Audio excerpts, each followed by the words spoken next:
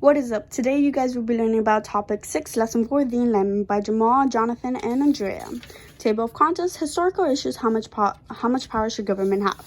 Science revolution is what led to the Enlightenment. During the scientific revolution is where a lot of advances of physics, chemistry, biology, and medicine came to play.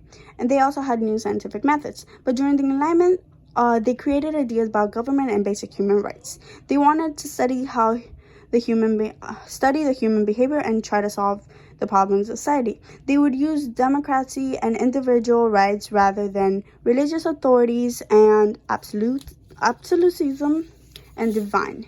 Hobbes and Locke. Thomas Hobbes and John Locke were the two most influential to the Enlightenment.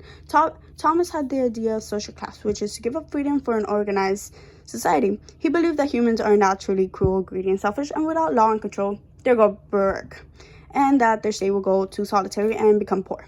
He also believed that a powerful government was with absolute monarchy. John, on the other hand, didn't want that. He believed that people had certain natural rights that includes the right of life, liberty, and prosperity, and that the best government is a limited one that was accepted by all citizens and no absolute monarchy. Another idea was the right of revolution, which is where the government has the obligation to protect people's natural rights, and if failed to, people have the right to overthrow the government, which is what influenced the American Revolution. Philosophers believe that nothing was beyond human reason and they can get anything. And Montesquieu was a philosopher that believed that the best way to protect liberty was to divide it into three branches: legislative, executive, and judicial. Another philosopher was Voltaire. He would write books talking about injustice and corrupted officials. Most of his books offended the French government and Catholic Church, and were often burned right in front of him, but that didn't stop his freedom of speech. Another one was Denis Diderot. He created 28 volumes of the Encyclopedia. The reason for him creating that was to change the general way of thinking. In these volumes, he would write about philosophies, new ideas, and also included other articles from other philosophers to spread the word. And the Enlightenment for women wasn't really free and equal like the slogan said. Philosophers believed that women had rights but very limited to the home and their families. For example, a writer and a thinker named Wollstonecraft, she did agree with that the first duty for a woman is to be a good mother, but she also believed that education is a tool to be equal to men, and she would inflict this and influence in her writings. And she also influenced the women's right movement. New economy ideas. French thinkers were called physiocrats. Physiocrats would focus more on the economy reforms based on natural law. They didn't like the mercantilism, which is where government regulation of economy in order to have a balanced trade. They wanted the policy of laissez-faire, which is that businesses can work with little to no influence from the government. A good example was Adam Smith. He admired them.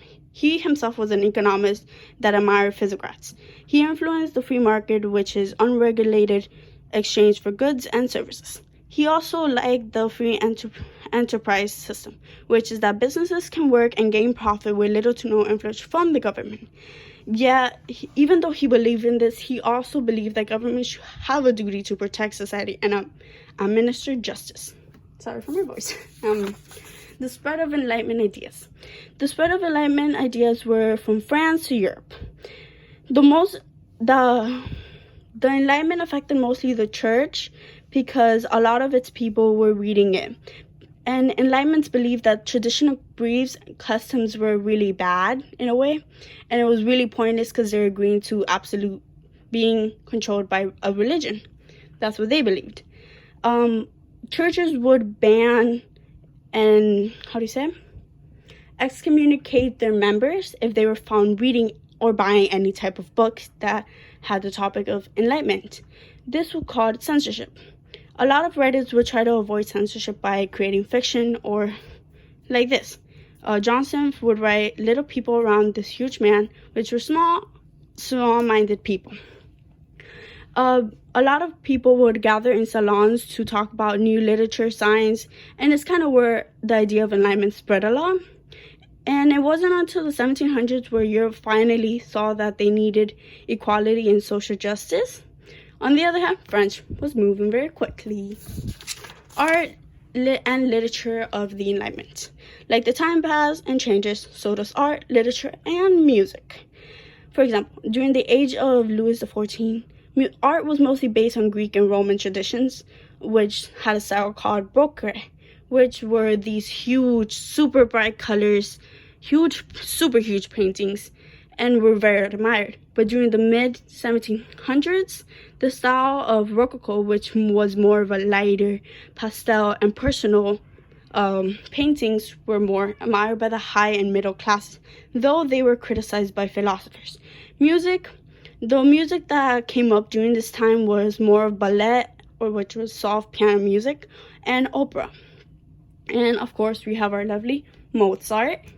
And another one was Johann Sebastian. He would write a lot of religious music and for choruses and organs. This is an organ. Okay. The Enlightenment deposits. Philosophers wanted rulers of European nations to notice their ideas. For example, Frederick, the king of Prussia, sorry I'm butchering the name, was strongly influenced by the writings of Voltaire. He tried to